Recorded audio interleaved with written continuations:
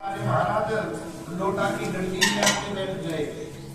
भगवान ने देखा अच्छा तभी अच्छा जो शुक्राचार्य महाराज एक उषा उठा ली और उसके अंदर मारी को शुक्राचार्य की एक आंख फूट गई। क्यों फूटी?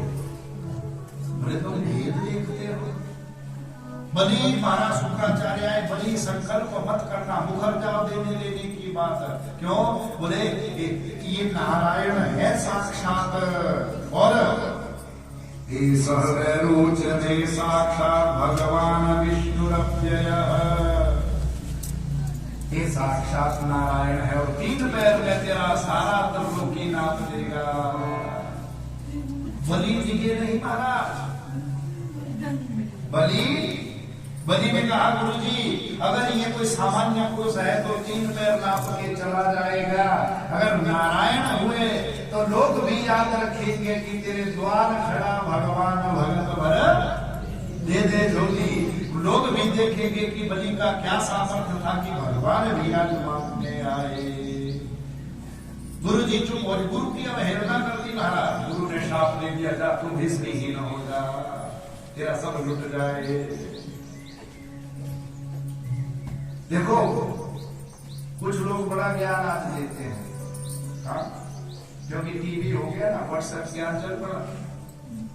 लोग कहते हैं कि महाराज अब बातें तो है, हम कहेंगे तो 4 आदमी उल्टी भी ले जाएंगे। भगवान के लिए किस किस का त्याग कर देना चाहिए? बोले संसार में संबंध है ना, माता पिता गुरु भाई बंधु मित्र दोस्त सखा पत्नी।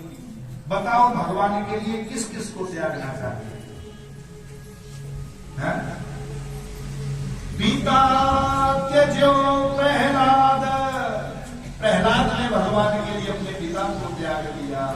भरत महतारी, भरत ने अपनी माता का त्याग कर दिया। बलि गुरु त्यजो, बलि ने आज गुरु का त्याग कर दिया। और ब्रज बलि नहीं, ब्रज की गोपियों ने तो अपना सब कुछ ही त्याग कर दिया।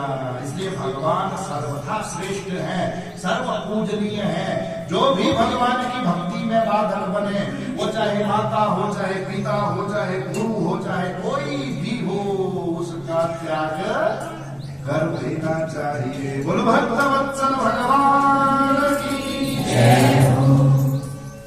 महाराज बलि ने संकल्प किया, जब संकल्प आंखें बंद कर किया तो महाराज जब संकल्प कर रहे थे भगवान 2 फुट के थे, लेकिन जैसे ही आंखें खोली तो भगवान विराट हो गए। बोल विराट भगवान की जय। भगवान ने महाराज एक चरण में जो है वो सीधा ब्रह्मलोक को चला गया। भगवान का एक चरण यहाँ से उठा और सीधा ब्रह्मलोक। ब्रह्मा ने देखा अरे भगवान के चरण आए हैं, उन्हीं चरणों को धो दिया महाराज और उसका जल कमंडल में रख लिया। वही गंगा मैया है। गंगा है क्या वास्तव में? भगवान के चरणों का धोया हुआ जल। वही धारा महाराज सगर के पुत्रों को शाप लगा। भगवान कपिल की अग्नि ब्राह्मण पर हमला करना चाहा। भगवान कपिल कर्दम जी के पुत्र थे, उनकी दृष्टि पड़ी, जलकर 60 के 60,000 राख हो गए। बोले कल्याण कैसे होगा? क्योंकि ब्राह्मण की क्रोधाग्नि में जो जलकर भस्म होता है उसकी सदगति नहीं होती। बोले इनकी सदगति तभी होगी जब वो ब्रह्मा के कमंडल में रखा जल इस धरती पर आएगा। तो सग्रवंशियों में महाराज अंशुमान ने तपस्या करी, दिलीप ने तपस्या करी, अंत में भागीरथ ने जब तपस्या करी तो गंगा मैया आने के लिए तैयार हो गई। और आते ही भगवान शंकर की जटाओं में आई। भगवान ने एक जटा से गोमुख पर्वत पर गंगा भेज दी और गोमुख गंगोत्री में गंगा प्रकट हो गई। आज तक लोगों का कल्याण कर रही है। बोल गंगा मैया की जय। और गंगा का जल कभी खराब नहीं होता।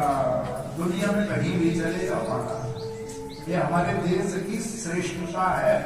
अंग्रेज जो फैला रहे हमारा उस पर्वत पर वो बैक्टीरिया वो जीवाणु की कभी खराब नहीं होता। अरे वो बैक्टीरिया तुम भी डाल दो अपने पर्वतों में, बता दो क्या नहीं बता रहे हो। लेकिन कोई भी जल है 2, 4, 10, 20, 30 दिनों में खराब हो जाता है। हमारे घरों में गंगा जल 15 वर्ष से पड़ा हुआ है, पियो तो कोई दुर्गंधि उसमें नहीं, कोई कीटाणु उसमें नहीं, वो पावन निर्मल है आज भी। अरे भगवान के चरणों का जल है, इसलिए गंगा माता की पूजा होती है महाराज।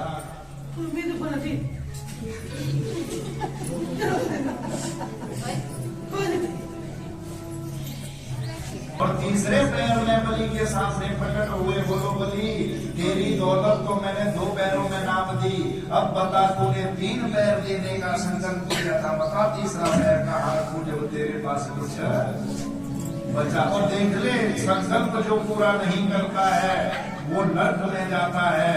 अब तो देख ले तीसरा पैर कहाँ रखूं। बलि तो पहले ही भगवान के भक्त थे, बोले प्रभु धन बड़ा होता है कि धन का मालिक, आप बताओ। धन बड़ा होता है कि धन का मालिक? हाँ, क्यों? क्योंकि धन नष्ट भी हो जाए तो मालिक में वो सामर्थ्य है कि उससे ज्यादा दोबारा इकट्ठा कर सकता है, लेकिन मालिक ही नष्ट हो जाए तो धन का क्या करेगा।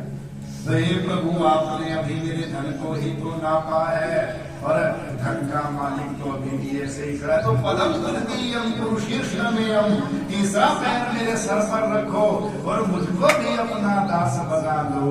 भगवान ने बलि के सर पर तीसरा चरण रखा और महाराज भगवान के पार्षदों ने बलि को भी बंदी बना लिया, और महाराज भगवान ने उसको सुतल लोक का राज्य दिया, अतल वितल सुतल, जिसका वैभव स्वर्ग से भी ज्यादा है। और बलि ने मांगा महाराज आप अब हमको आपने दिया पूरा, एक और बार और तो बोले चलो मांग लो, वो भी दे दूंगा।